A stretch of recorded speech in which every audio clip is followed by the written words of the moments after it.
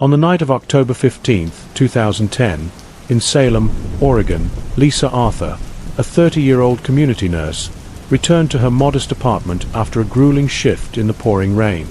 The next morning, her ex-husband arrived to see their child and discovered the door ajar. He entered, shouting her name, but silence greeted him. Lisa was found lifeless in the bedroom, sheets tangled in chaos. Marks of a fierce fight scarred the walls. No robbery, no farewell message, just brutal force. Authorities gathered blood, fibers, and footprint evidence, yet no culprit emerged. An unusual DNA profile was identified, but it aligned with no records in Cody's. The district attorney cautioned that this might turn into an unsolved mystery. Emily's loved ones pleaded for resolution. Residents held vigils with flickering lights. Her son matured, convinced his mother was stolen by a phantom assailant. Then in 2020, Oregon initiated forensic genealogy testing. A fresh investigator followed that DNA trail and revealed startling links in a lineage chart. A suspect slowly materialized. Daniel Brooks, a well-known plumber in Salem. Once celebrated for bantering with locals, he now teetered on the brink of revelation.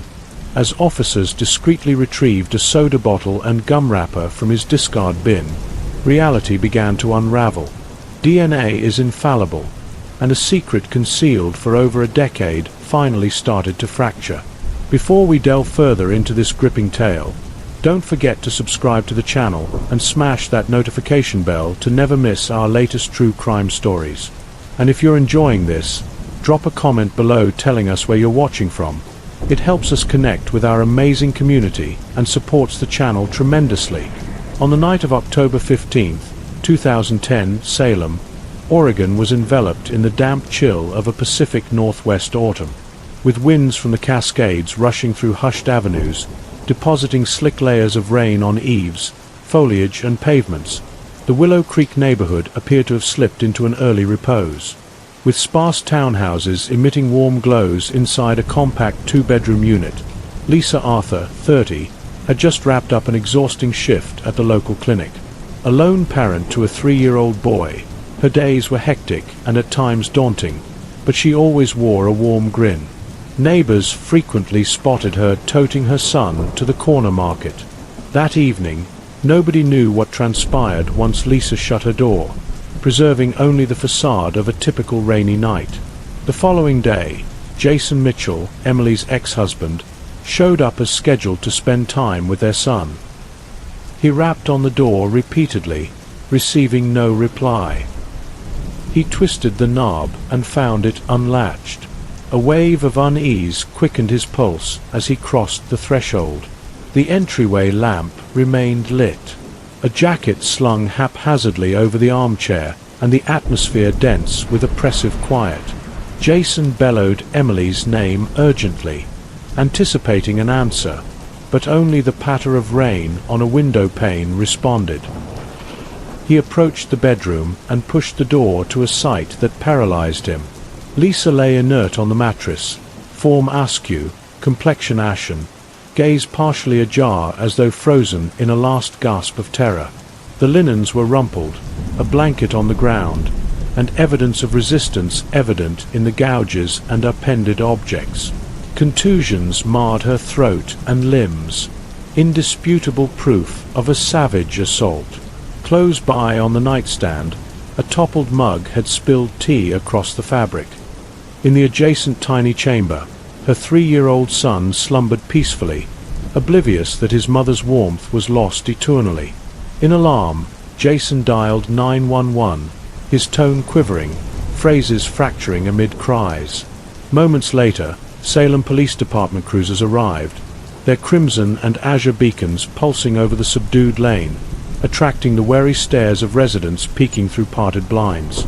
Uniformed personnel promptly secured the perimeter, cordoning it off and barring access. They summoned the Marion County Forensic Squad and commenced cataloging boot impressions in the mud outdoors. An unsecured entrance, no indications of burglary, but all signs directed to intimate aggression. A lead investigator stooped over the remains, murmuring to a partner. This was unequivocally homicide, not mishap or self-harm. For Salem, a tranquil town cradled in Oregon's valleys where folks knew one another from the bakery or temple, a vicious slaying in a suburban enclave was inconceivable. The wail of alarms reverberated along the narrow path, disrupting the customary serenity, indicating that the boundary between security and peril had shattered in one drizzly evening. As crimson and azure beacons continued to strobe on the damp earth, the Marion County forensics vehicle arrived before Lisa Arthur's humble residence. Specialists emerged, donned in crisp white protective gear, latex gloves, and laden kits. Without utterance, they acknowledged peers and commenced labor, aware each fleeting instant might obliterate delicate traces.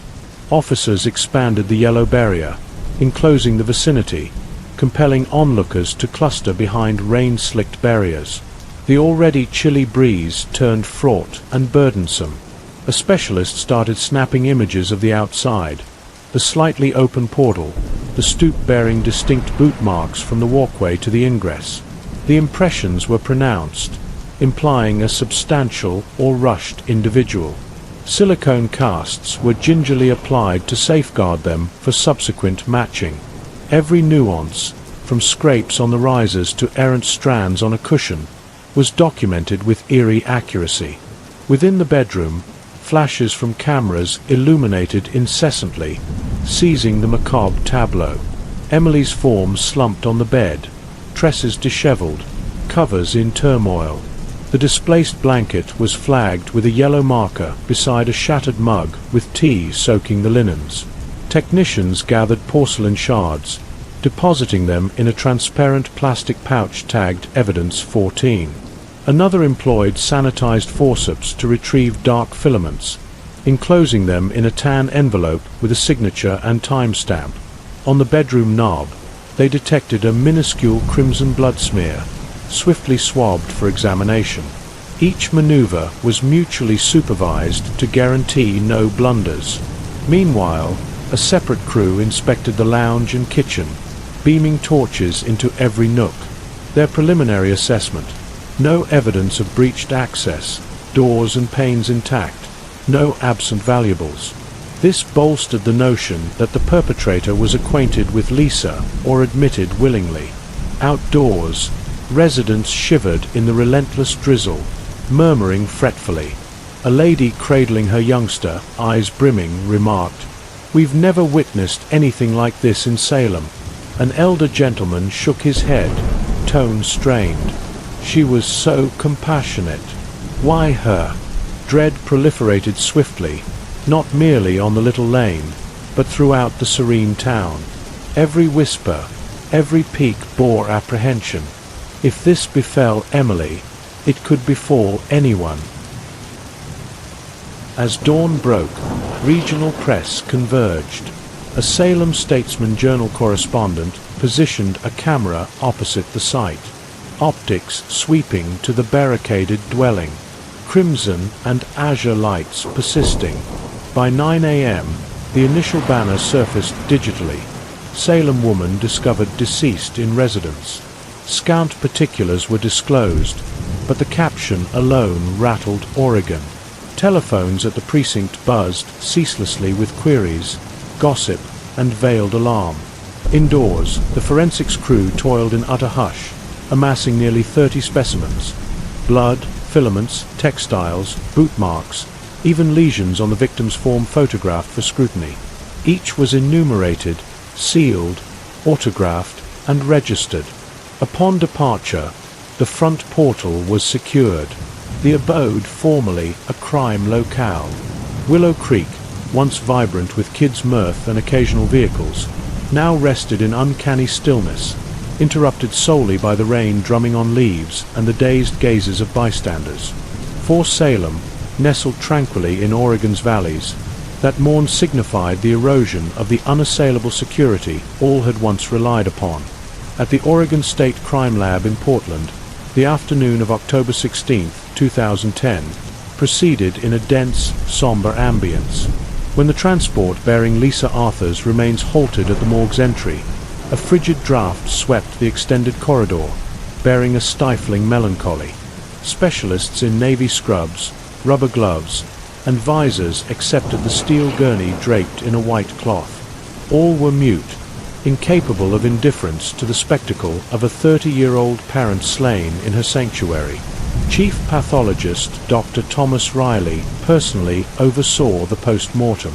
With more than 20 years in the facility and innumerable fatalities observed, he exhaled as he perused the concise dossier. Female, 30, located in bedroom, presumed homicide. Nothing readied one for such pointless demise. As the white fabric was raised, the chamber grew profoundly still.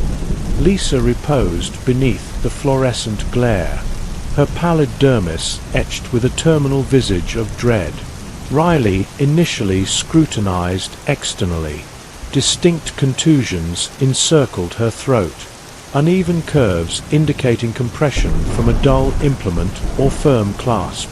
Inflamed temple with a minor laceration suggested vigorous collision, perhaps from being thrust onto the mattress or impacting a rigid plane amid resistance. Minor abrasions on her forearms and wrists, in Riley's expertise, were protective injuries from attempting to escape. These particulars promptly eliminated self-destruction, which some tentatively pondered initially. No one could asphyxiate themselves fatally while incurring cranial injury and corporal bruises. The group then amassed fluid specimens, the victim's attire, and executed thorough assays. Initial outcomes astonished them, evident indicators of sexual violation. To Riley, this was not merely clinical proof, but a secondary affront, a violation of the departed. He documented meticulously, underscoring comprehensive DNA scrutiny. Specimens were conveyed to labeled containers. Case 102539, victim Hargrove, Emily. They recognized a lone error could deem proof inadmissible in tribunal. So every deed was intentional, protocol exact. Hours subsequently, intricate tests disclosed a foreign DNA specimen within the victim's form, unmatched to her or any priorly omitted kin. This was a pivotal advancement. A third entity occupied that bedroom, depositing irrefutable biological traces. The formal account was composed that eve. Riley enumerated the demise cause: asphyxiation coupled with blunt trauma to the cranium. He appended that indications of resistance and defensive lesions confirmed Lisa battled fiercely for survival. Perspiration dotted his brow despite the chill space, each term inscribed like a charge against the yet concealed slayer. When the voluminous dossier was delivered to the chief investigator in Salem, the precinct's conference chamber grew weightier than ever.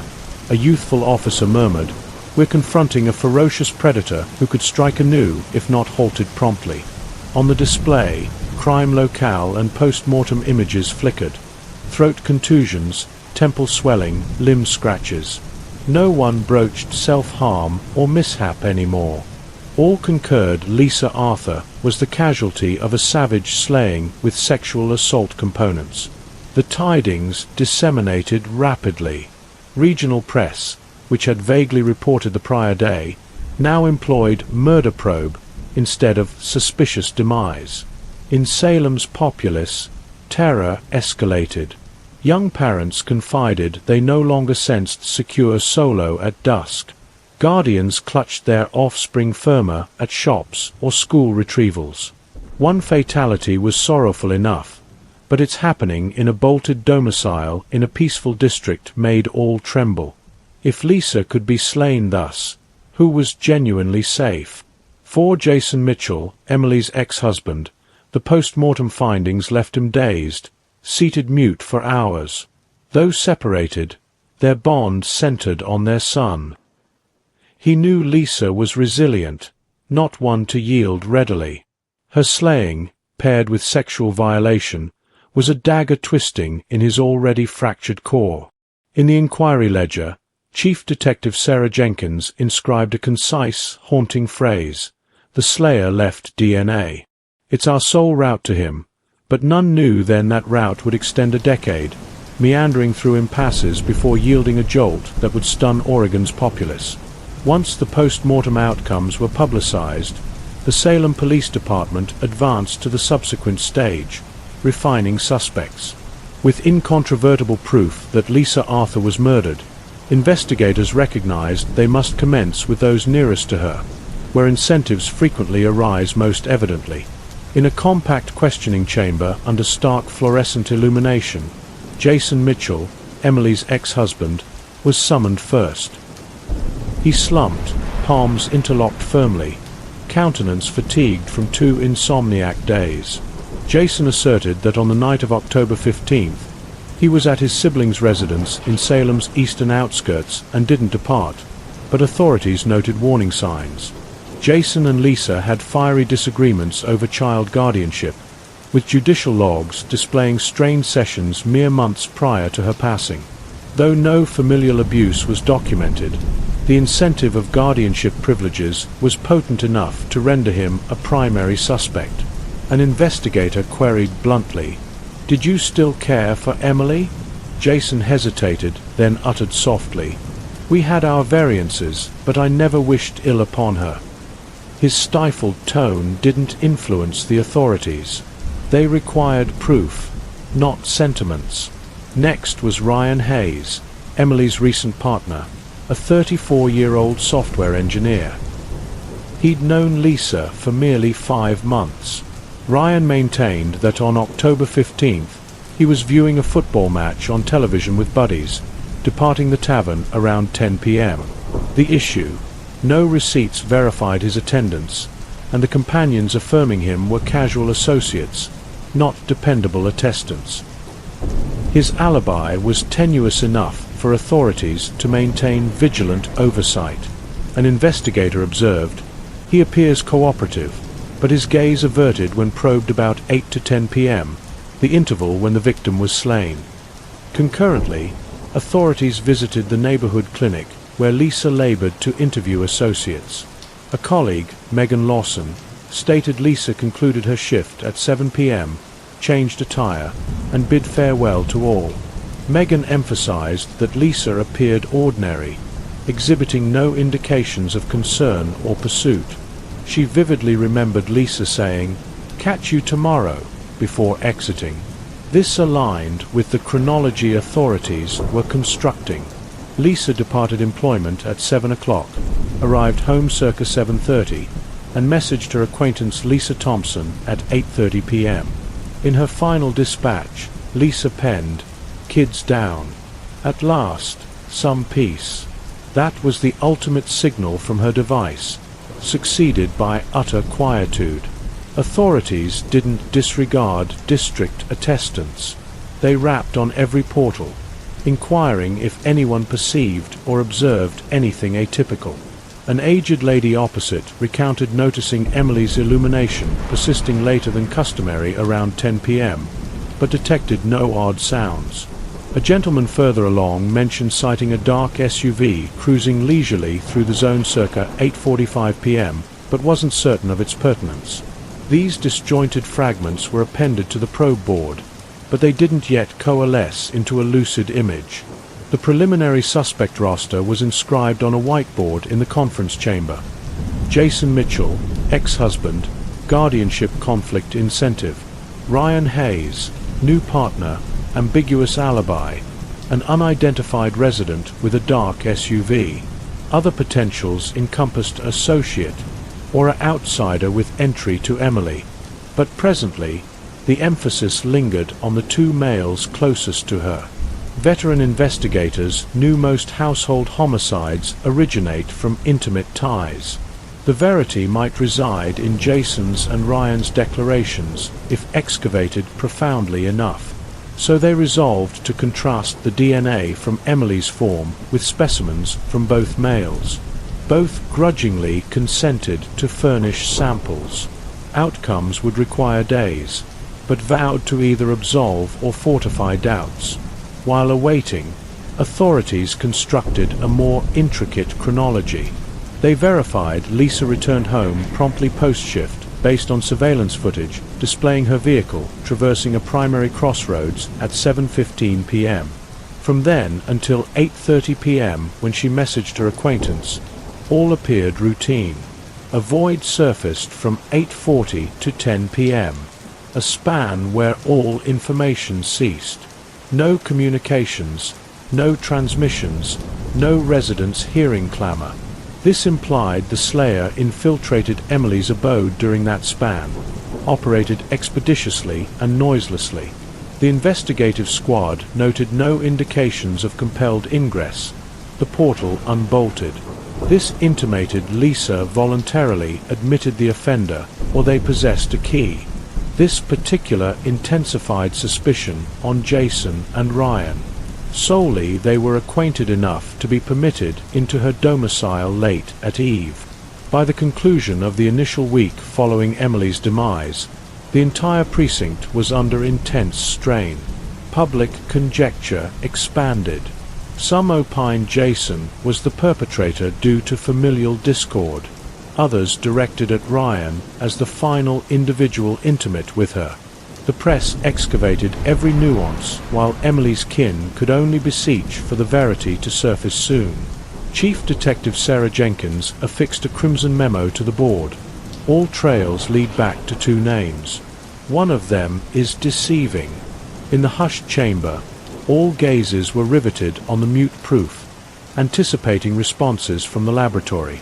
The DNA outcomes from the lab were still pending, but escalating community urgency compelled the Salem police to expand their probe. Detective Jenkins and her squad examined every civilian tip, every hearsay, every trifling detail. Within days, they honed in on a name cited by multiple residents, a wanderer frequently observed around Willow Creek, tall and disheveled, often scavenging bins or panhandling outside the adjacent convenience mart. Several reported sighting him near Emily's dwelling on the night of October 15th circa 9 p.m. This promptly rendered him the simplest mark to placate societal worry. Authorities swiftly located him. Samuel Sam Turner, 43, a vagrant with a history of vagrancy in Salem. Sam was escorted to the precinct in a tattered overcoat, his battered boots encrusted with muddy residue. He conceded traversing the vicinity that eve, but insisted he merely foraged refuse for recyclables to vend, never penetrating the residence. In the questioning chamber, Sam perspired profusely, his tone quaking as he confronted murder suspicion. Investigators noted discrepancies.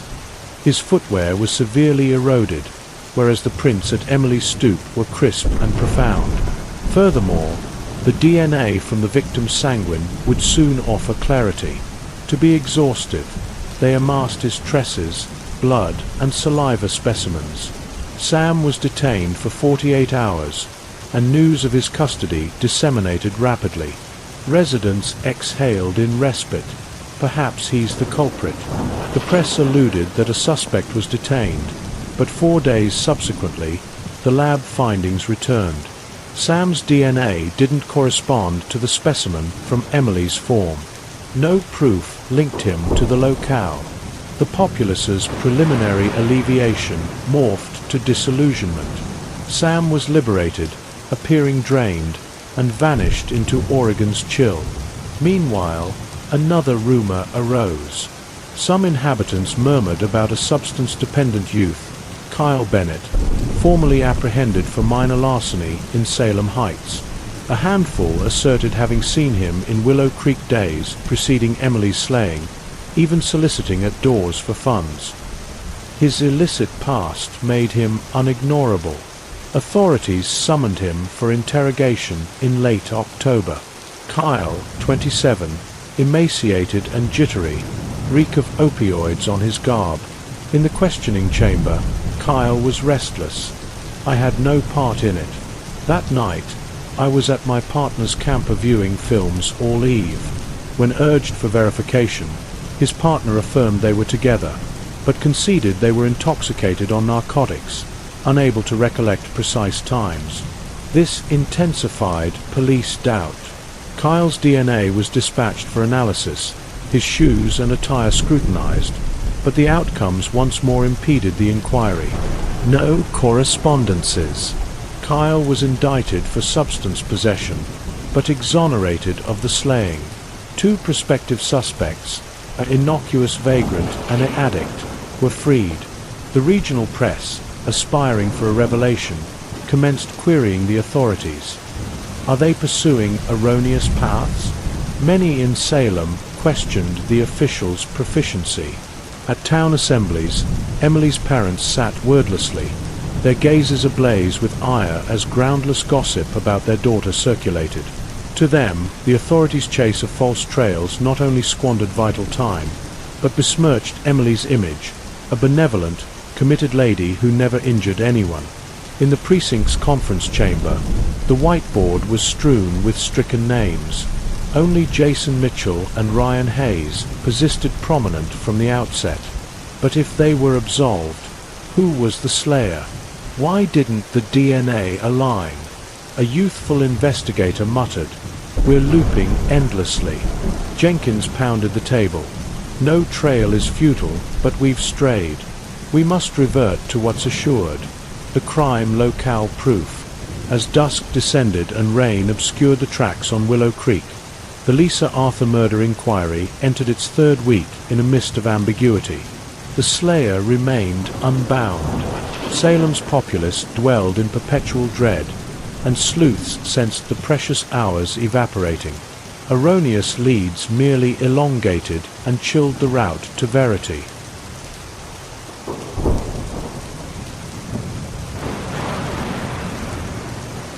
As the two prospective suspects were exonerated, and the Lisa Arthur case reached an impasse, the burden on the Salem Police Department stemmed not solely from the dossiers on their desks, but from the mourning individuals beyond. Emily's parents, Harold and Evelyn Hargrove, dialed the precinct's tip line nearly daily for developments. Harold's voice grated over the line. "Have you uncovered anything yet? Each day that elapses, I envision the slayer roaming free."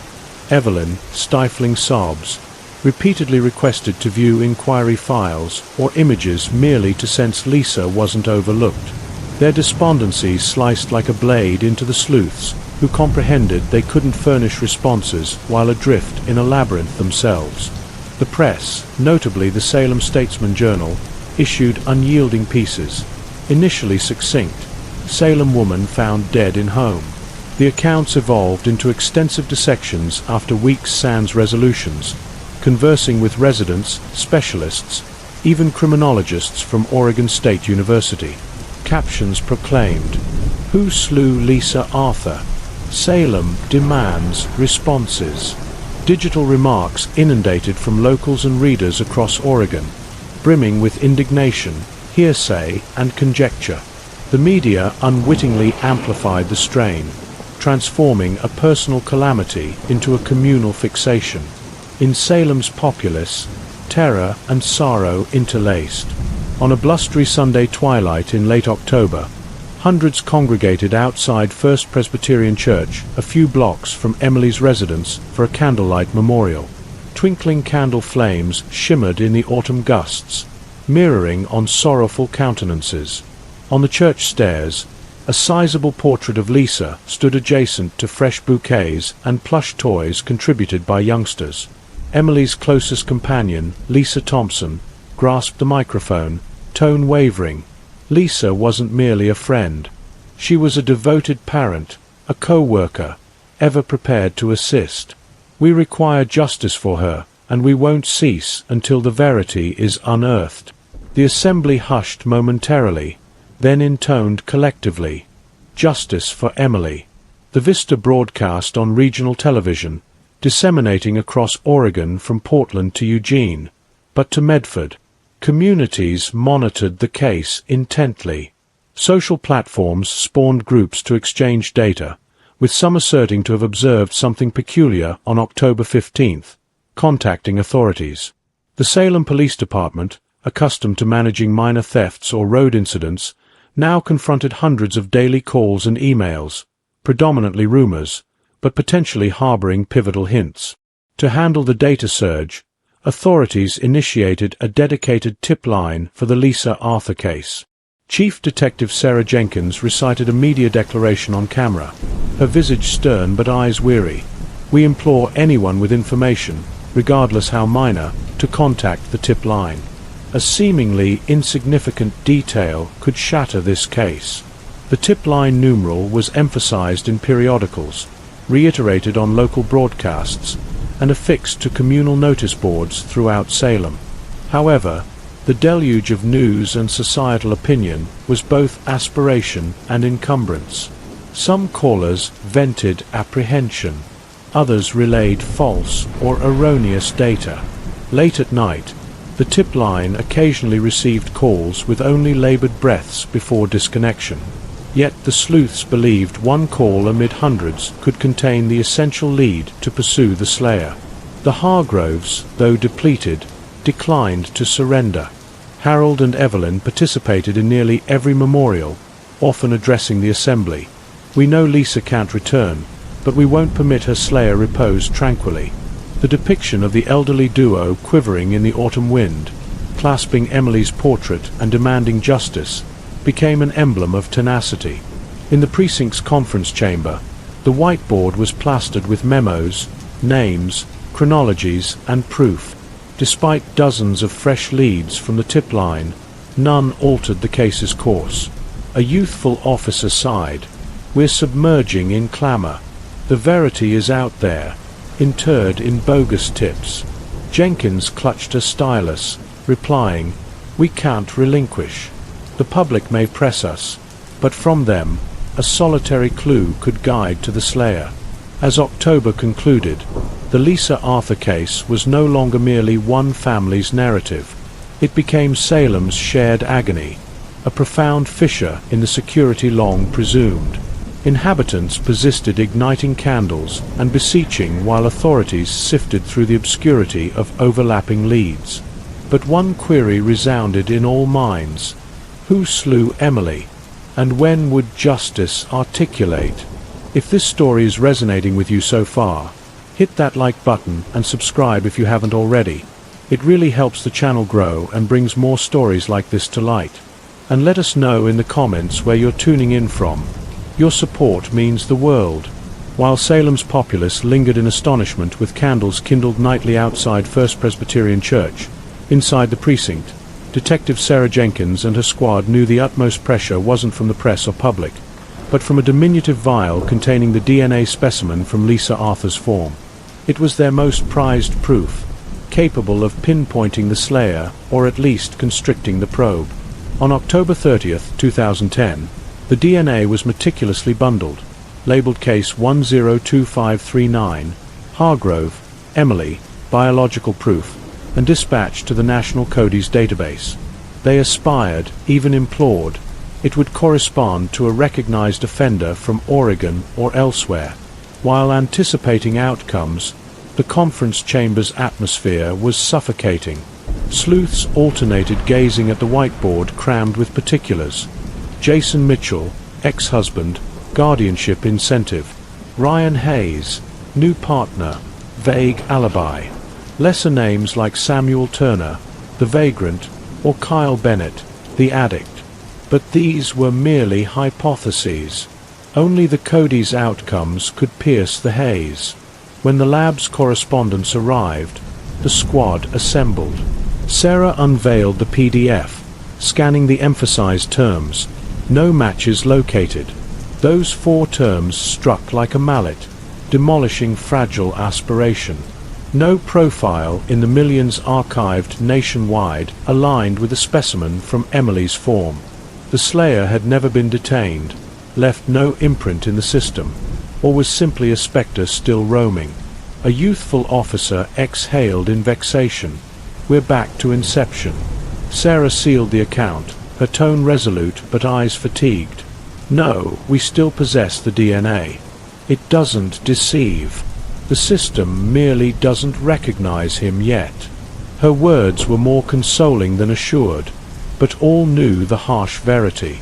With 2010 technology, no alignment meant a cul-de-sac. In the ensuing assembly, the squad debated subsequent measures. Some proposed intensifying scrutiny on key suspects, Jason and Ryan, with additional oversight or questionings.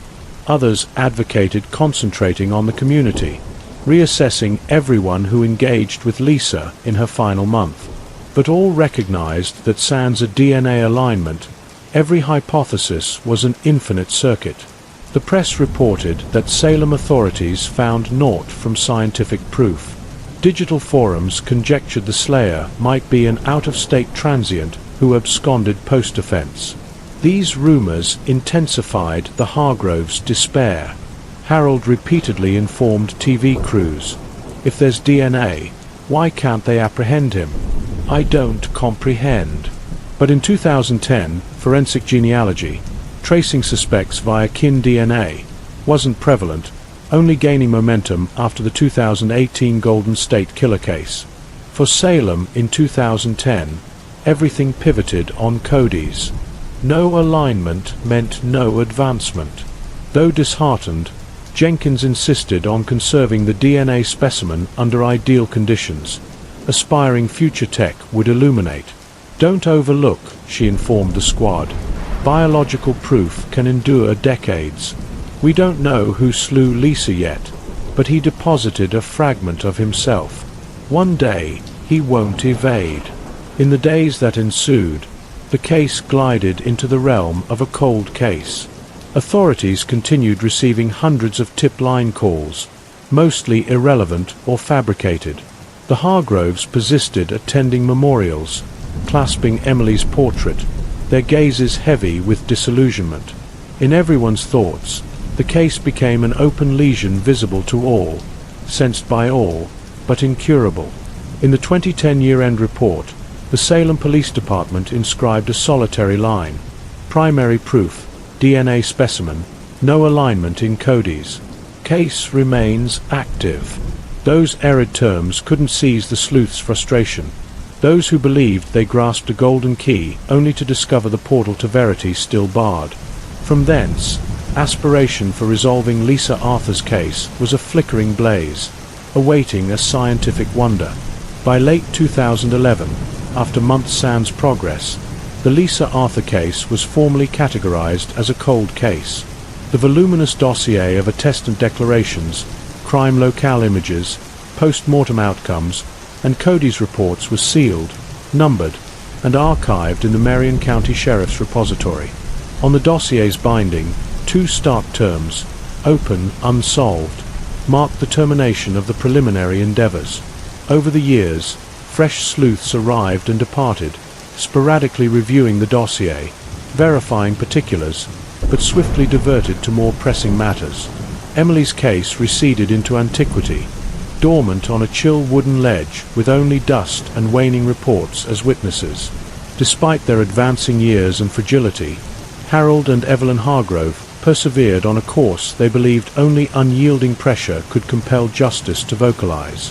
In late 2012, they established the Lisa Arthur Memorial Foundation, initially to aid their grandson's schooling, but soon an emblem for the pursuit of verity. At benefit events, they narrated Emily's tale, omitting no agonizing detail to convey the inequity. "We don't merely wish to commemorate Emily," Harold stated at a charity gala to scores. "We want to guarantee her slayer never reposes easily." Regional press maintained the case. Annually, on the anniversary of Emily's demise, the Salem Statesman-Journal issued reminders, but her parents actively propelled the narrative further. They reached out to producers of cold case programs like Unsolved Mysteries and 48 Hours, forwarding declassified dossiers, crime locale images, and vintage news excerpts. When a segment on Lisa broadcast in 2015, Salem relived the anguished recollection. Cameras captured Evelyn in her lounge clasping Emily's portrait, uttering, "I'll never halt until my eyes shut. I'll continue summoning the slayer, even if he hasn't revealed his countenance." Her terms resonated like an oath. The nationwide broadcast aided Emily's narrative to proliferate further, becoming a paradigm instance of justice postponed. At symposiums on enhancing homicide probes, experts referenced the case to under the constraints of early 2010s forensic tech. DNA and proof existed, but sans matching instruments, the offender eluded.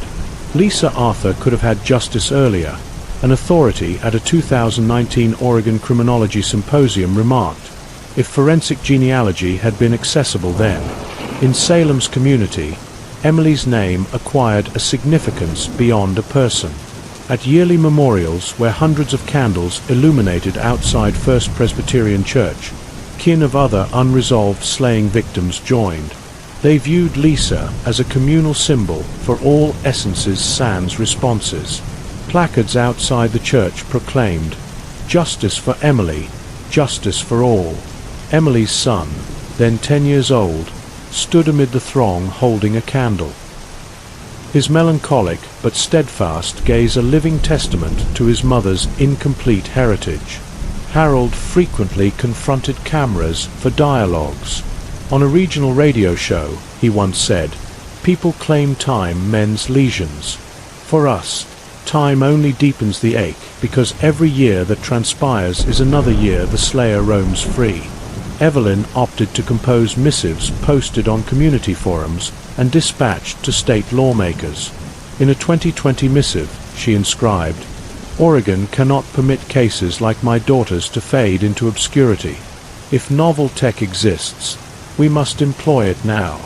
Every day deferred is a day justice accumulates dust." Their tenacity occasionally irked officials but couldn't be disregarded. The Marion County Sheriff's Office conceded that pressure from the Hargroves and the populace kept the case from oblivion. Yet in those protracted years, the slayer's name was never uttered. Lisa Arthur endured only through her beaming portrait, the painful recollections of those remaining, and italicized terms in news pieces. Justice delayed for her kin. Justice wasn't an abstract notion. It was the stark verity. A name, a face, and a penalty for the one who demolished their daughter's existence. They vowed to persist rapping until the portal of justice unlatched. In early 2020, as numerous Oregon victims' kin lost faith in justice after decades of anticipation, a declaration from the Oregon State Crime Lab in Portland ignited a fresh trajectory. The lab formally embraced forensic genealogy, a technique to trace suspects via familial DNA, validated effective post the 2018 Golden State Killer case.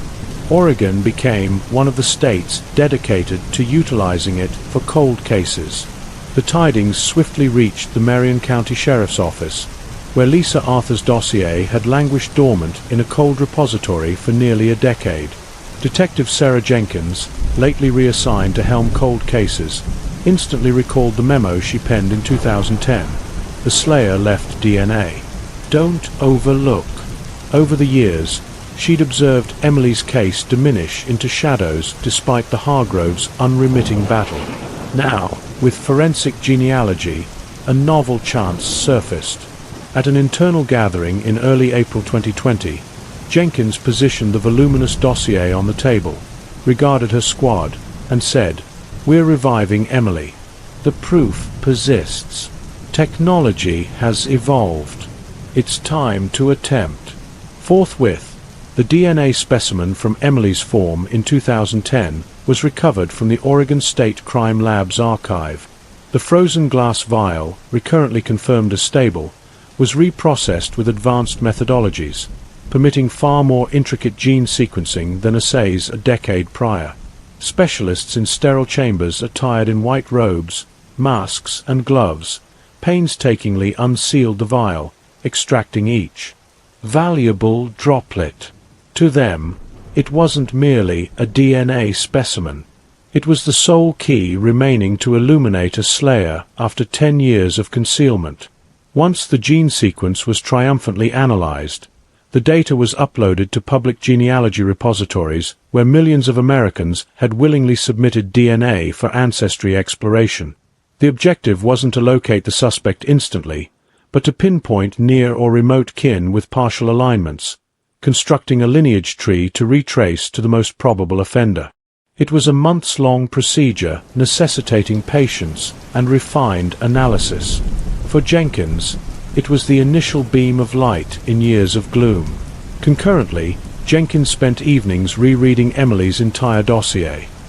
Jason Mitchell's declarations, voids in Ryan Hayes's alibi, resident reports, discarded theories. The Crimson Ink memos from years ago had dimmed, but the message endured. No compelled ingress, signifying the slayer was admitted by Emily. The largest unresolved query persisted. Who was he and how did he gain entry? Sans suspicion, Jenkins believed the DNA would guide to the response. News of forensic genealogy reached the Hargroves. In a confidential session at their residence, Jenkins informed Harold and Evelyn. We forwarded Emily's DNA for testing with a novel method. This time, we have genuine aspiration. Harold gripped his spouse's hand, eyes moistening. We've awaited 10 years to hear this. Though they knew the process could consume months, even a year, the Hargroves sensed a spark of aspiration they thought long forfeited. In Salem, word of forensic genealogy proliferated rapidly. The Salem Statesman-Journal issued an article titled, "New DNA Tech May Unlock Hargrove Murder Case," shared hundreds of times on social platforms. Locals hummed with discourse. Some were sanguine, believing the tech would terminate the lingering ordeal. Others were dubious, opining it was too tardy, that the slayer might have departed the state or perished. Still, all gazes reverted to Emily's case after nearly a decade beneath time's dust. In her compact office, Jenkins pinned a fresh memo to the whiteboard. 2020, Forensic Genealogy. Our final opportunity. She knew she bore not just a legal obligation, but the confidence of an exhausted kin. She also knew Oregon's archives contained hundreds of other cold cases. But somehow Emily's had become a symbol, the case the state observed to demonstrate novel tech could reinstate justice. During protracted nights in Portland, as apparatuses tirelessly dissected gene segments, Jenkins sat in her office gazing at Emily's portrait on her desk, a young lady with auburn tresses cascading to her shoulders, a tender smile cradling her young son. "We never forgot you," she whispered. For the first time in years, those words weren't merely solace. They carried authentic aspiration. Nearly a decade of anticipation might soon be recompensed. When Lisa Arthur's DNA data was triumphantly sequenced and uploaded to public genealogy repositories like GeneMatch and Ancestry DNA, the forensic squad in Portland and Detective Jenkins observed anxiously. This wasn't a singular alignment like Cody's, but a colossal enigma where a lone gene fragment could lead to a lineage tree spanning eras. The initial alignments appeared on display. Not the slayer, not parents or siblings, but distant kin, fourth cousins, or further. Still, for analysts, this was the requisite commencement. A noteworthy alignment came from Ancestry DNA, a senior gentleman in Lane County, Oregon, over 150 miles from Salem. He had no illicit record, having submitted his DNA for heritage research. This happenstance opened a lead. The slayer likely shared ancestry with him. Genealogists commenced reconstructing the man's lineage tree, extending across generations from early 20th century Oregon pioneers to branches migrating to Washington and California. Jenkins collaborated closely with an external genealogist. On a vast board, they sketched crimson lines linking branches, names, birth dates, and abodes. From one stranger's name, a tree with hundreds of individuals materialized. But Jenkins knew only one could be the slayer. Their duty was to narrow the perimeter. Further scrutiny revealed the ancestry diverged into three primary branches after the great-grandparents' era. One long established in Eugene, another relocated to Bend, and a third dispersed across Salem and proximate regions since the 1980s. The third branch was immediately highlighted in crimson. If the slayer had access to Emily, he almost certainly resided or labored near Salem in 2010. The ensuing nights, the squad immersed in data, poring over birth logs, death certificates, nuptial permits, even antique newspaper clippings. Each fragment constricted the scope. The expansive lineage tree was pruned, leaving 3 probable lineages. Within each, they targeted males aged 30 to 50 in 2010, fitting the DNA profile and offense conduct. The preliminary list of over 25 names diminished through eliminations based on domiciles and personal histories. By mid-autumn 2020, Jenkins's whiteboard listed 3 surnames, 3 distinct branches, one in Eugene, one in Bend, one in Salem. Beside each, she noted the count of living male members, their ages and basic profiles. "We're nearer than ever," she informed her squad, her voice steady but eyes aglow. "From an anonymous DNA specimen, we've constricted to 3 lineages. The slayer is concealed here." The Hargroves were apprised of the advancement. Hearing the lineage tree had been narrowed, Harold teared up. "I never envisioned this would occur. After all these years, we finally have a tangible direction." Evelyn gripped his hand, her eyes gleaming, though they knew the voyage was still protracted. In Salem, news of forensic genealogy disseminated through articles. Locals began to comprehend that this wasn't a gamble, but an intricate scientific probe. If they can pinpoint the slayer from remote kin in Lane County, a neighbor of Emily's remarked, perhaps we'll finally obtain answers. Aspiration, once quenched after years, flickered like a diminutive flame in the breeze. For Jenkins, the challenge wasn't concluded. Narrowing to 3 lineages was merely a midpoint. The subsequent step was examining each person in those branches, gathering indirect DNA specimens, and comparing them to the original. But for the first time in nearly a decade, the path was clearer. The slayer was no longer a nameless shadow. He was ensnared within 3 surnames, 3 family branches, 3 roads awaiting traversal to the terminus. Among the 3 lineages pinpointed through genealogical scrutiny, one name surfaced, impossible for Detective Sarah Jenkins to disregard. Daniel Brooks, 49, a long-time Salem plumber. Brooks's name wasn't unfamiliar to authorities. He was questioned in late 2010, weeks after Lisa Arthur's demise. Back then, he resided just a mile from Emily's home, often visiting Willow Creek to service pipes for steady clients. He had a minor record of aggression, 2 tavern brawls and a penalty for menacing his ex-spouse during their separation. Though not a grave felon, his ire and proximity to the locale had raised alarms. But in 2010, DNA tech couldn't specify anything concrete, and his declaration, though unsteady, wasn't sufficient to indict. As the case chilled, Brooks's name was interred amid dozens of other suspects, fading into hush. Now, with fresh forensic genealogy data, Brooks re-emerged in the Salem branch, one of the 3 crimson-highlighted lineages. Cross-referencing vintage records with the lineage tree, Jenkins was astounded. Daniel Brooks was a remote relative of the Lane County man in Ancestry DNA. Statistical likelihood displayed a blood tie too robust to dismiss. "We've circled back," Jenkins informed her squad, pointing to Brooks's name in crimson on the whiteboard. "But this time, DNA favors us." Vintage notes from Brooks's 2010 questioning were reopened. He'd asserted he was at his workshop late on October 15th mending a leak, but the client he cited confirmed the service was on October 13th, not 15th. The date inconsistency could be a recollection lapse, but to sleuths, it was a fissure too large to overlook. Additionally, Brooks's stated departure time from the workshop didn't align. He said 10 p.m., but a neighbor reported the workshop lights off around 8:30 p.m., the window of Emily's slaying.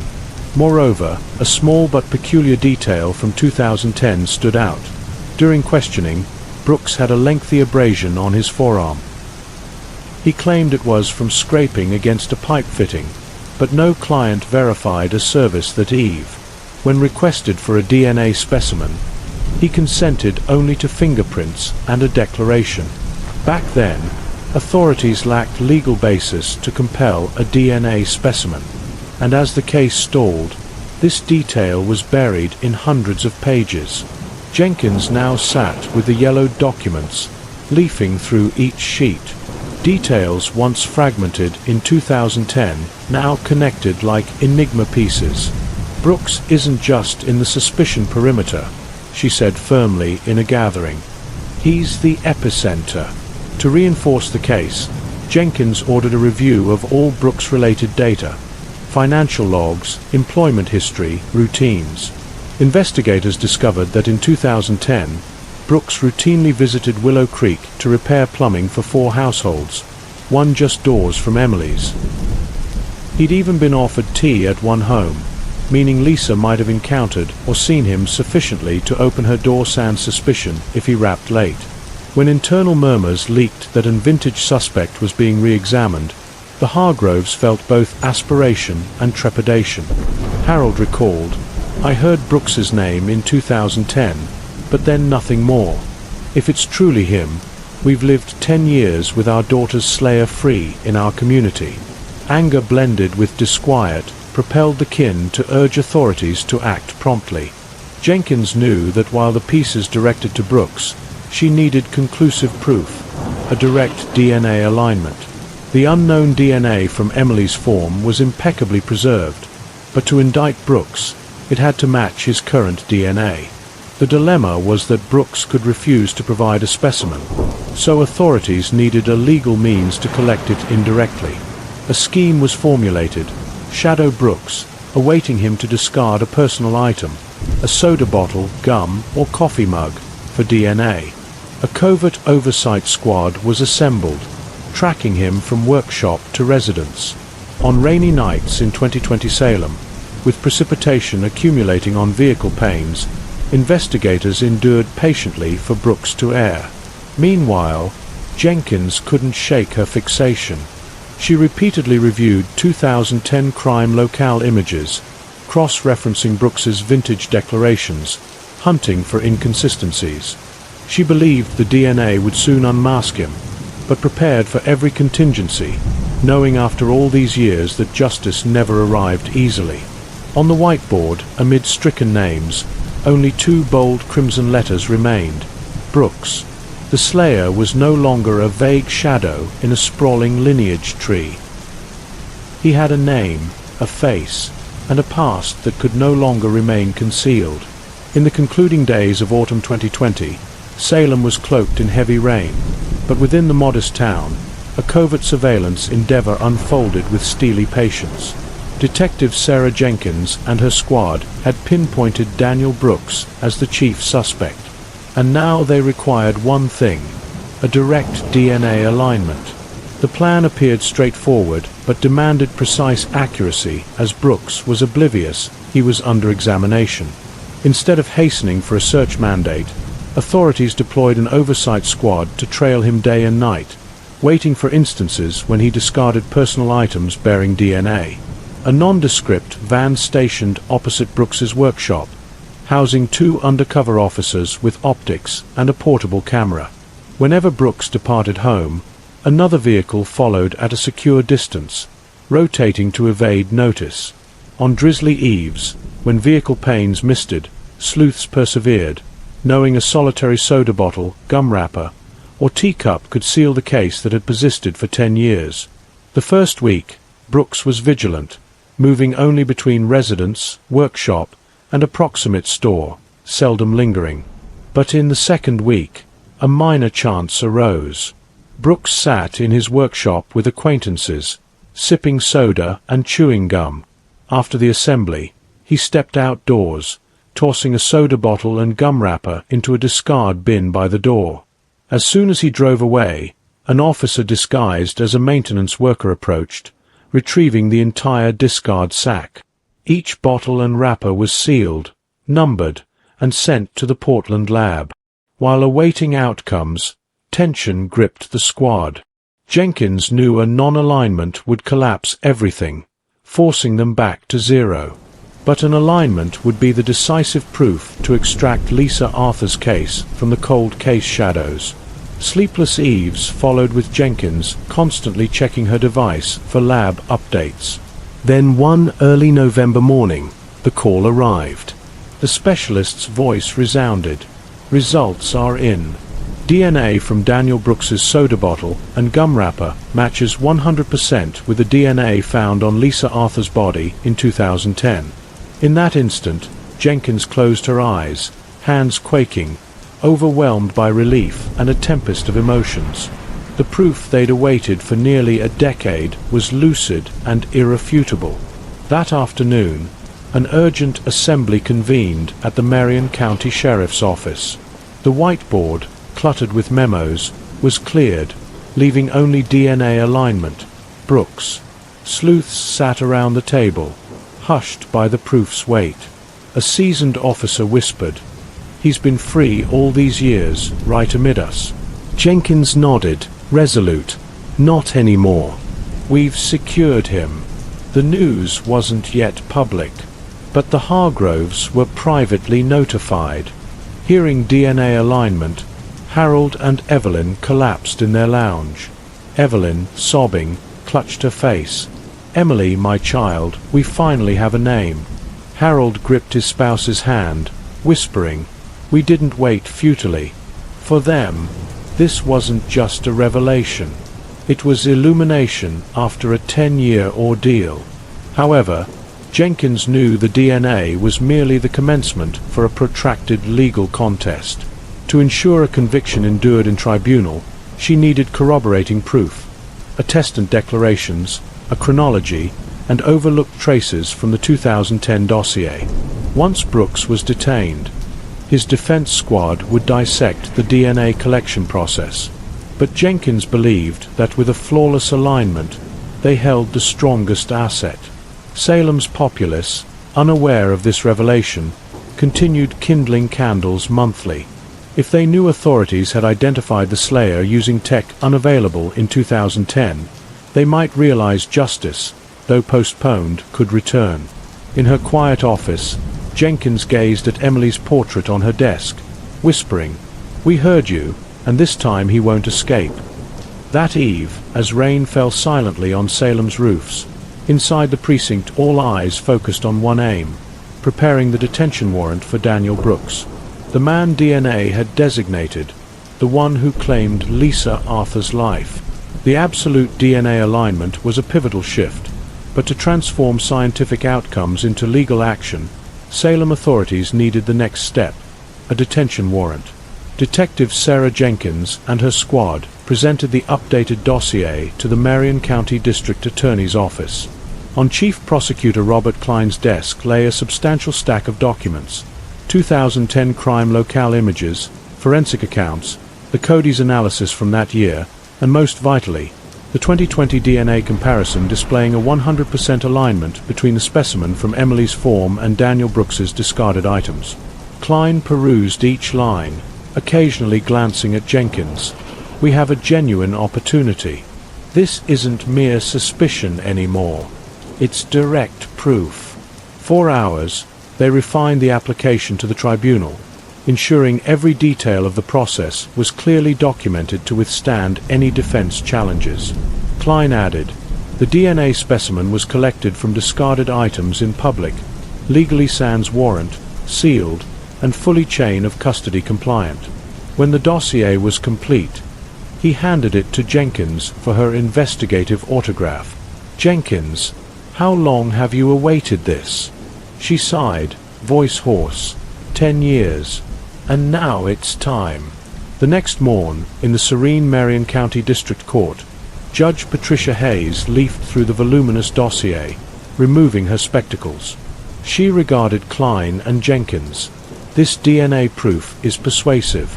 I see no cause for delay. I'm endorsing an emergency detention warrant for Daniel Brooks." The sound of her stylus on paper echoed like a toll of reckoning. The warrant was stamped in crimson, effective forthwith.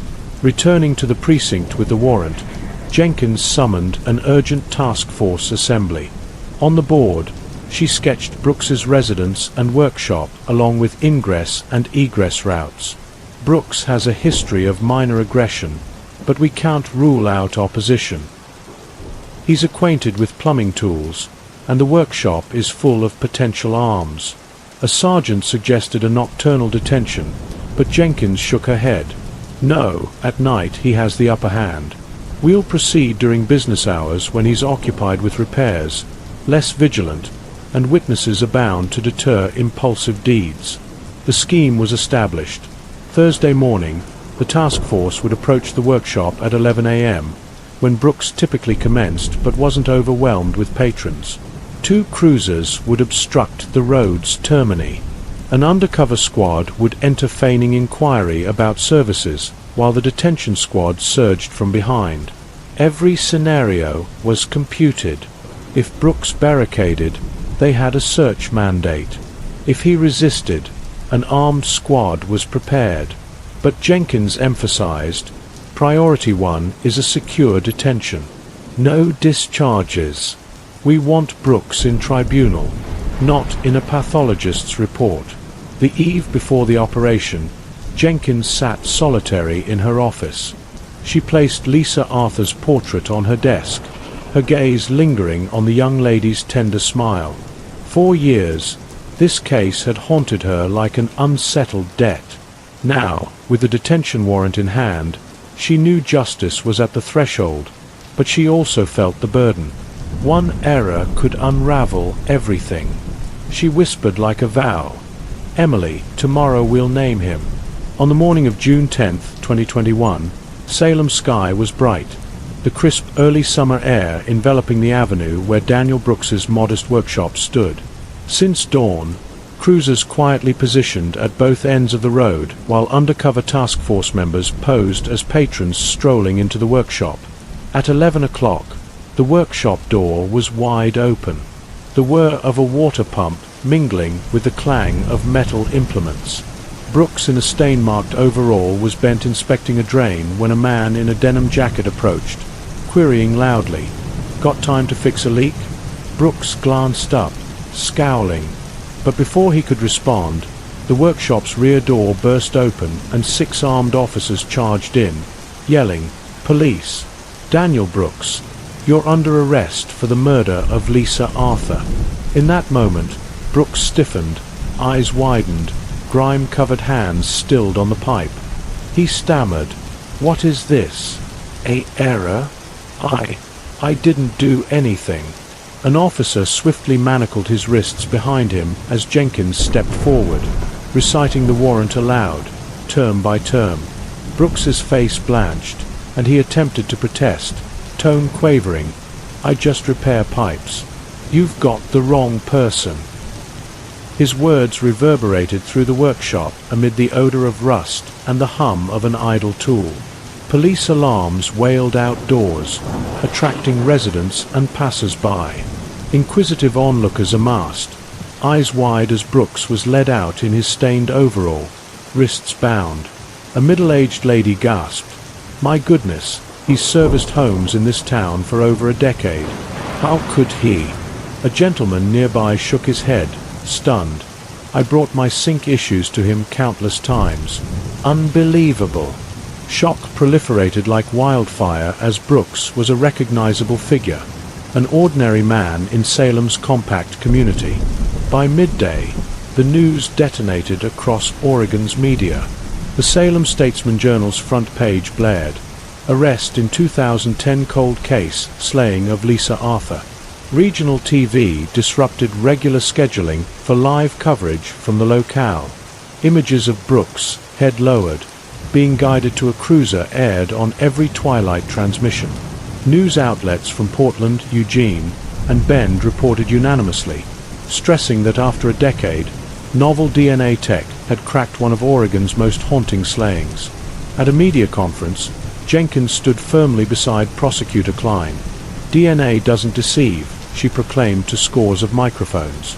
We aligned the specimen from the 2010 crime locale to Daniel Brooks's personal items. The outcomes are a perfect alignment. This is a decisive revelation, and today we detained the suspect. Her words resounded with conclusiveness, marking the instant justice began reverting to Lisa Arthur. The community's responses were varied. Some exhaled in relief, believing the decade-long ordeal had an answer. Others couldn't fathom it. Social platforms erupted with remarks. He seemed so amicable. I knew him. Countered by, "Don't forget Emily. She's the casualty. DNA proved it." Heated debates flared, but all gazes turned to the impending trial. The Hargroves, upon learning of the detention, were inundated with mixed sentiments. Harold Teary informed TV cameras, "We waited 10 years for this instant. Though a protracted path lies ahead in tribunal, at least now we know justice is advancing." Evelyn clutched Emily's portrait, voice choked.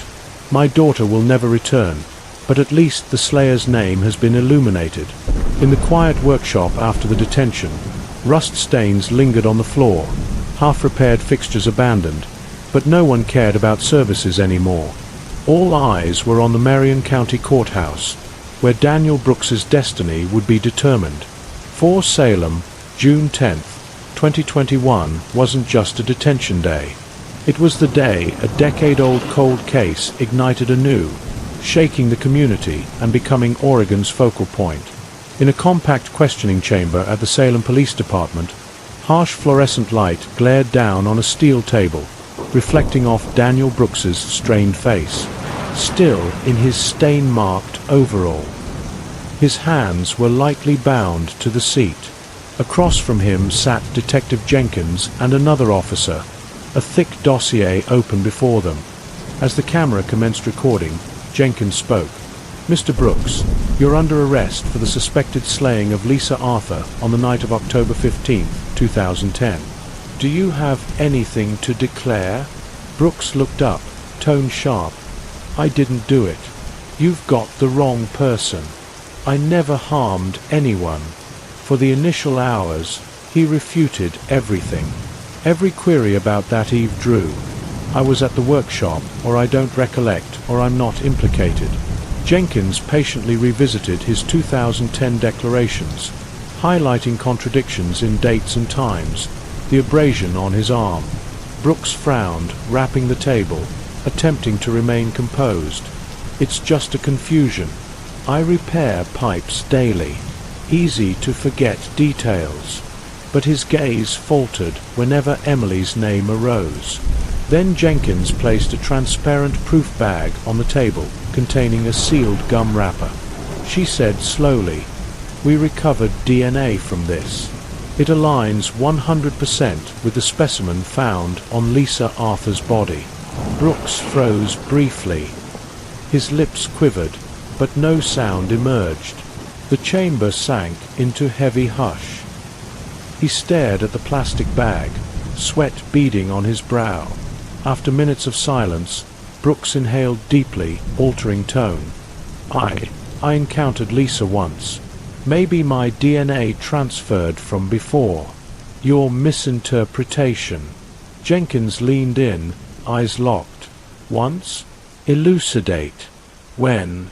Where?" Brooks gazed at his hands, tone wavering. "I vaguely recall. She came to the workshop with her associate. I said hi. Maybe I was chewing gum, and DNA got on her coat. That's all." Jenkins couldn't suppress a faint wry smile, then said sternly, "Mr. Brooks, Dinah doesn't stroll from your workshop to the victim's bed. It doesn't materialize in her body.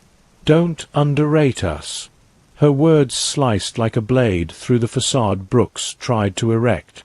He squirmed, reclining, eyes darting. Over the next hours, Brooks shifted tactics. Sometimes he sat mute, gazing at the table. Other times he wove vague scenarios. "Maybe I visited her, but I don't recall clearly. Maybe I fixed something." But all were implausible, as no record displayed any relationship between him and Emily.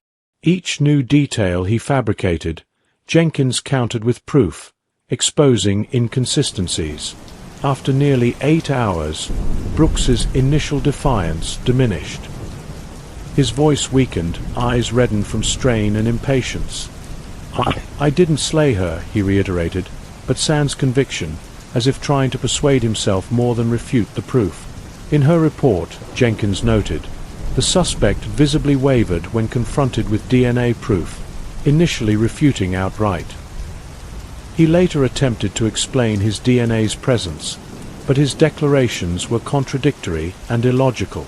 This conduct suggests clear awareness of an undeniable verity. That eve, as Brooks was escorted back to his holding cell, his face was altered, no longer defiant, only burdened by anxiety. In the dim corridor, Jenkins watched, her heart heavy. She knew the legal battle ahead was protracted, but the largest turning point had arrived. The slayer was no longer a nameless shadow.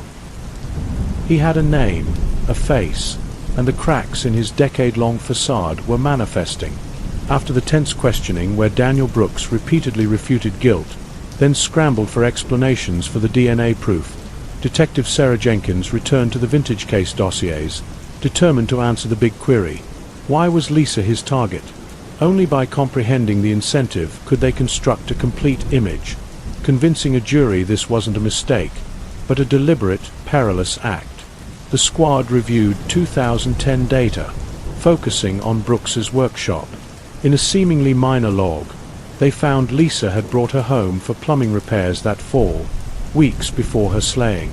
A former aide who managed client intake recalled Lisa as a courteous young lady, often with a child in tow. This clarified that Brooks had direct contact with Emily, contradicting his claim of a single vague encounter. From this lead, a hypothesis emerged. During that brief interaction, Brooks may have developed an obsession with Emily, a solitary man dwelling in isolation with a volatile temper. He might have viewed her as both approachable and unattainable. This explained how he knew her address, confident enough to rap late at night sands, arousing suspicion. Investigators delved deeper. They noted Brooks's history of aggression toward women. His ex-spouse reported domineering conduct, threats, and occasional inebriated assaults. A former associate recalled Brooks making lewd remarks about female clients, once boasting he had his eye on an attractive one, definitely would see her again. These scattered pieces formed a troubling image. Brooks harbored obsessive tendencies, prone to violence when rebuffed. The incentive clarified. Emily, a young lone parent, may have become a target. Brooks sought to dominate, to satisfy distorted desires. When spurned or denied, his obsession turned to fury. Criminologists term this possessive aggression, beyond attraction, a need to subjugate and compel submission. In her analysis to Prosecutor Klein, Jenkins wrote, Brooks likely developed an obsession after their initial workshop encounter. On the night of October 15, 2010, he trailed Lisa home, approaching when she had just lulled her son. No compelled ingress suggests Lisa recognized him or didn't suspect him at her portal. When she rejected his advance, his violence ignited, leading to sexual violation and slaying. The Hargroves, hearing the hypothesized incentive, were stunned. Harold whispered, so she just brought her home for a routine repair, and that placed her in his sights. Evelyn covered her face, tears streaming, realizing Emily's tragedy stemmed from something so mundane. For the prosecutor, this incentive was critical. Klein stressed, in tribunal, DNA is the science, but incentive is the narrative that makes a jury comprehend why. We must demonstrate Brooks wasn't randomly suspected. He had a past chance and reason to target Emily. The squad sought more attestants. Anyone who heard Brooks mention Lisa or saw him near her residence. A resident recalled sighting a man in a navy overall, like a plumber's uniform, near Emily's pathway in late September 2010, but no one deemed it alarming then. This was added to the dossier as supporting proof. Salem's community, as news of the incentive leaked, was both enraged and chilled. Experts in the press noted the case exposed the dark side of fleeting interactions in small communities. A glance or greeting could become a deadly obsession in a disturbed mind. This is a paradigm case of justice delayed, an editorial wrote. because an obsession claimed a life in 2010, but only a decade later did we name the perpetrator. For Jenkins, the incentive wasn't just for the jury, but to answer Emily's son, now 13. One day he'd query, "Why was my mom slain?" Now they had an answer. A man with a sick obsession, unable to accept boundaries, turned a chance encounter into a bloody tragedy.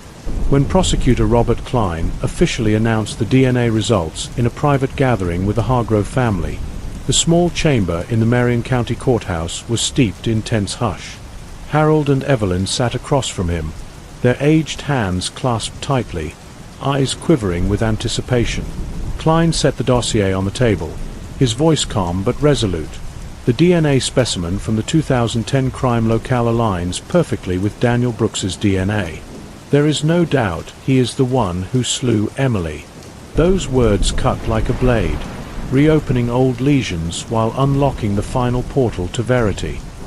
Harold burst into tears, his choked sobs echoing in the quiet chamber. Evelyn dabbed her eyes with a tissue, her voice breaking. "I've waited 10 years just to hear those 3 words.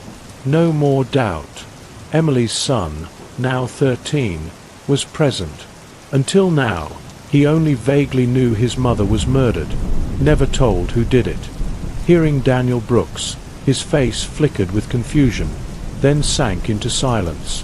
After the gathering, he softly asked his grandmother, "Who is he? Have I ever met him?" The innocent, painful query overwhelmed Evelyn, who hugged her grandson tightly, whispering, "You don't need to know him. What matters is we now know who did it, and he'll never harm anyone again." The family's emotions were a blend of relief and pain. Relief because justice was no longer a vague promise.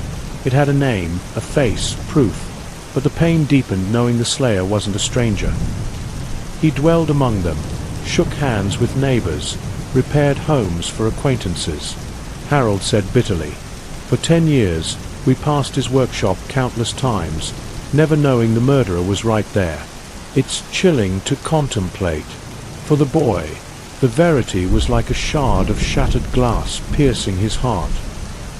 He sat in his bedroom gazing at a photo of his smiling mother holding him as a toddler.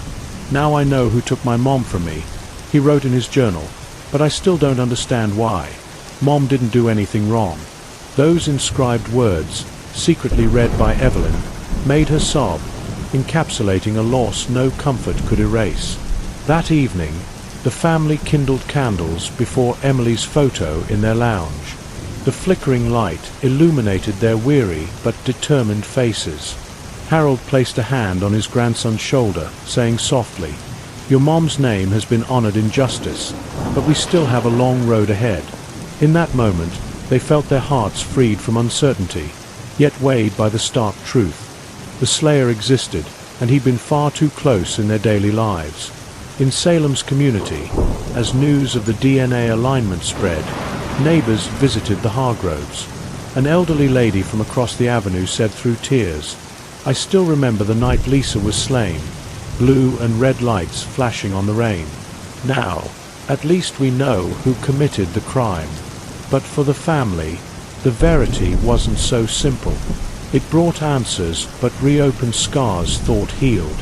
Late at night, Evelyn sat alone by the window, watching rain fall on the porch, thinking of her daughter. "Emily," she whispered, "I promised I'd never give up. Now I've kept my word. But I wish you were here to see." Tears rolled down her cheeks, mingling with the endless pain of a mother who finally knew the truth but could never hold her daughter again. After the Hargroves absorbed the bitter verity that Daniel Brooks slew Emily, the next step in the journey for justice was preparing for trial. Marion County Prosecutor Robert Klein and his squad began assembling every piece to build a solid case. Their meeting table was stacked with documents: the 2010 post-mortem report, Brooks's contradictory initial declarations, a chronology of the victim's movements that eve, resident testimony about a man in an overall near Emily's home, and above all, the DNA results. "Proof that doesn't deceive," Klein said firmly. "We must prove not only that Brooks was at the locale, but that he alone had the incentive and chance to commit the offense." However, The defense didn't idle. Brooks's court-designated attorney, seasoned in major cases, targeted the case's newest element, forensic genealogy. In their first gathering, he declared, "We challenge the legality of using DNA data from genealogy sites. My client never consented to his DNA being in a public repository. This is a privacy infringement." The contention set the stage for a contentious trial, impacting not just Emily's case, but the future of hundreds of cold cases across the US. In the weeks that followed, legal debates erupted. The prosecution argued the DNA was legally amassed from Brooks's discarded items, a soda bottle, a gum wrapper, and using genealogy repositories was as legitimate as tracing phone logs or financial data. "There's nothing private about what he left in the discard," Klein emphasized, "and there's nothing illicit about comparing that DNA to data voluntarily submitted to genealogy repositories." The defense countered with broader concepts: genetic privacy, consent of ancestry DNA and GED-match users, and the risk of setting a precedent for data misuse.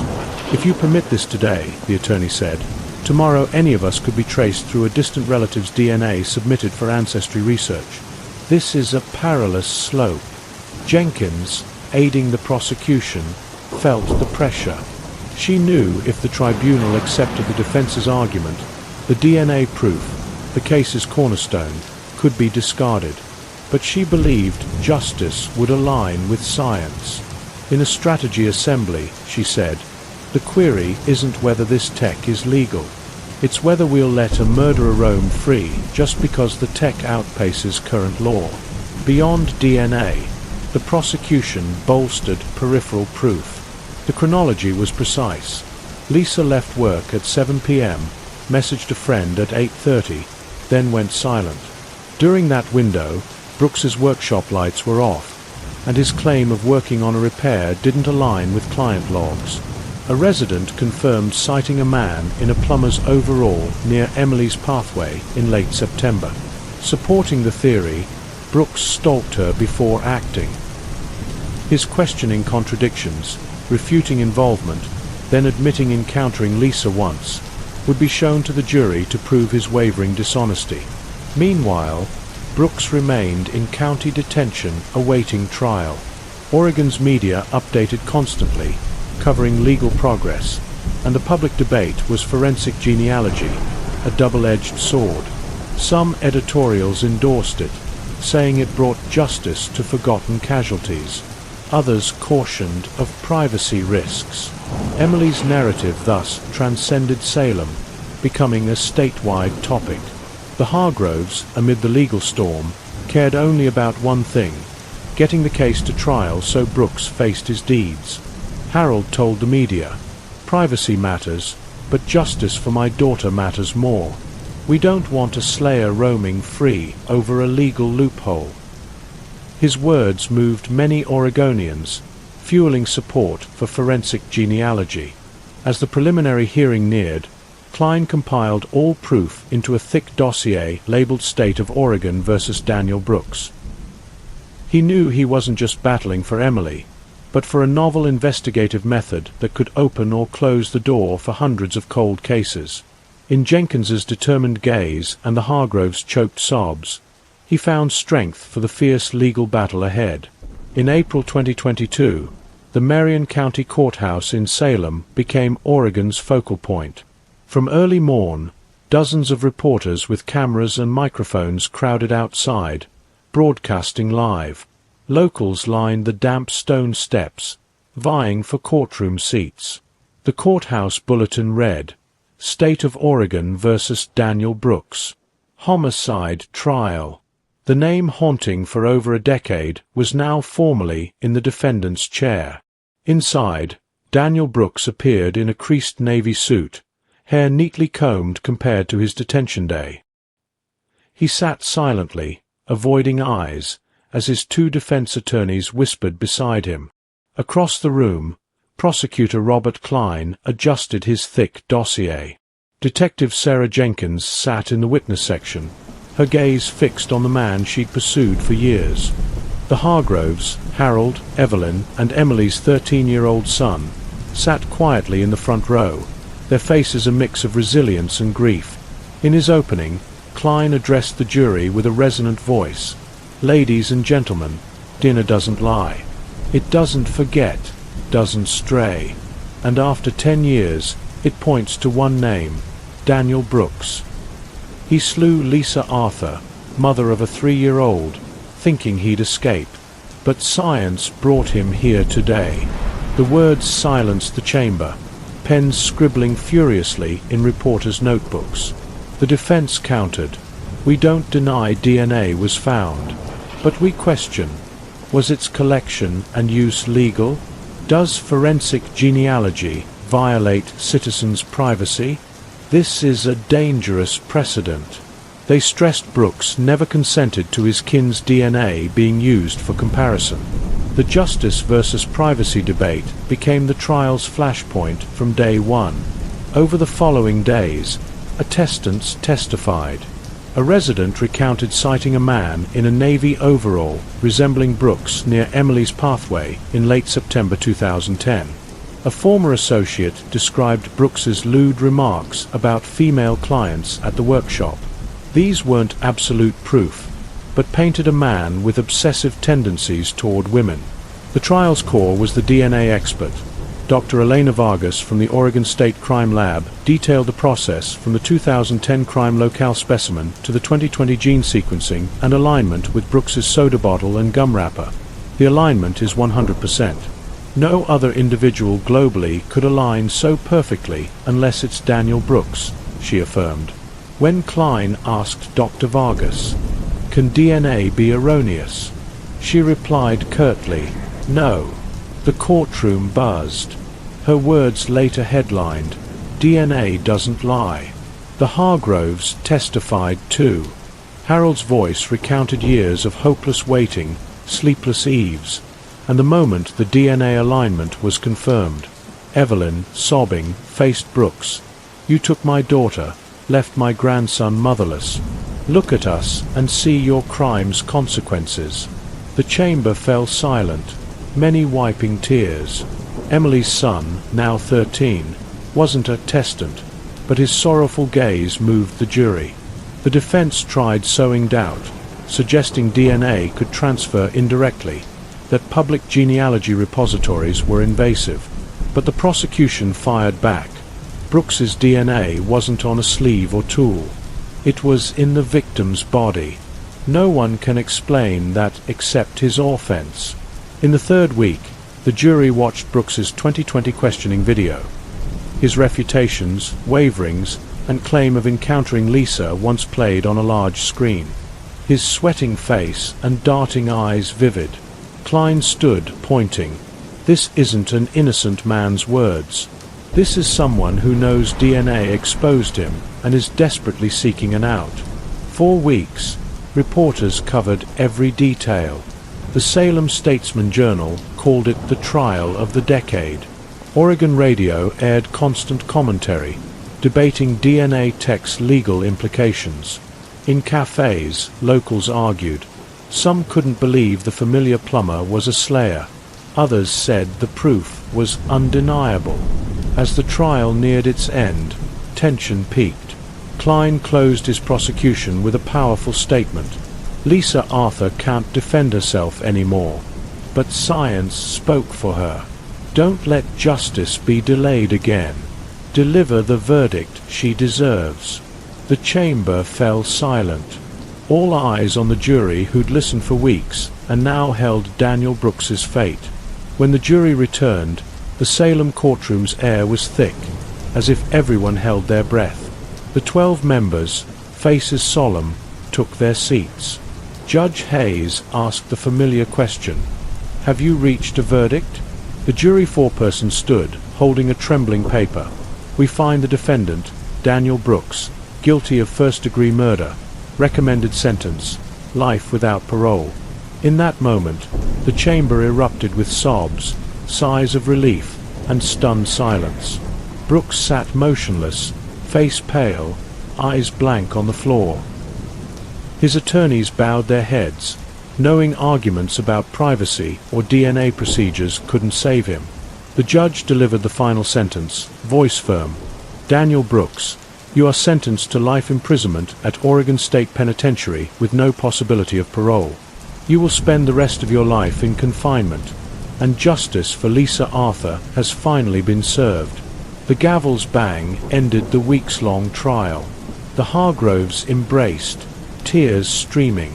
Harold, voice trembling, told reporters, "Justice came late, but it came. We promised we'd never give up, and today we kept that promise to our daughter." Evelyn held her grandson's hand, whispering, "Your mom's honor is restored. You can hold your head high." Oregon's media erupted. Evening news showed Brooks escorted from court with commentary. A decade-long cold case finally solved. Editorials praised the authorities' tenacity and DNA tech's new era in probes. But beneath the triumph lingered a heavy truth. Salem faced the reality that a slayer lived among them for years, in a familiar workshop everyone visited. In town, candlelight memorials dwindled, replaced by community assemblies on neighborhood safety.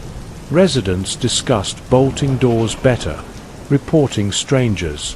Salem healed slowly, but Emily's memory lingered in a photo at the local library. A scholarship fund in her name, whispered stories in Main Street's small cafes. For the Hargroves, the verdict didn't erase the loss. Harold admitted, "We'll never truly close this chapter. Lisa will always be missing from our dinners, our holidays, but at least we no longer live in uncertainty." Emily's son, now a teenager, understood his mother died from a cruel act, but learned from his grandparents' resilience and belief that justice, though delayed, could prevail. Salem returned to daily life, but the collective wound never vanished. On rainy nights, as precipitation blanketed roofs, many recalled October 2010 when red and blue lights flashed on wet streets. Oregon's image remained serene, towering forests, quiet towns under rain. But beneath that calm, Lisa Arthur's memory and the case's shadow endured, a reminder that even in the safest places, darkness could creep. Only truth and justice could bring light, however late, to wounds that never fully heal. The story of Lisa Arthur and Daniel Brooks's conviction isn't just a cold case closed, but a mirror reflecting issues in modern America. First, it shows forensic tech's power. Without forensic genealogy, DNA comparison via ancestry repositories, Salem's mystery might have remained unsolved. This underscores the need to invest in science and investigative tech to protect communities and deliver justice even years later. Second, it warns of seemingly harmless daily interactions. Lisa simply sought a routine repair, becoming the target of a warped obsession. Communities must stay vigilant, encouraging women and children to report odd behaviors, however minor, to prevent tragedy. Third, the family and community's persistence is invaluable. Emily's parents never gave up for a decade, founding a memorial foundation and pressuring media, keeping the case alive. This proves that in America, citizens' voices can drive change, forcing the legal system to act. Finally, Brooks's life sentence without parole reminds us that justice, though delayed, retains its value. In a time when Americans often fear justice is tardy or unfair, Lisa Arthur's story affirms that truth finds a way if we persist and fight. If you found the story of Lisa Arthur's case and the decade-long journey for justice meaningful, please subscribe to the channel to stay updated on future stories. It directly supports us in bringing more true crime tales to you. Hit that notification bell so you never miss an upload, and drop a comment below telling us where you're watching from. Your engagement helps grow our community and keeps these stories alive. Thank you for joining us, and see you in the next video with more journeys to uncover the truth.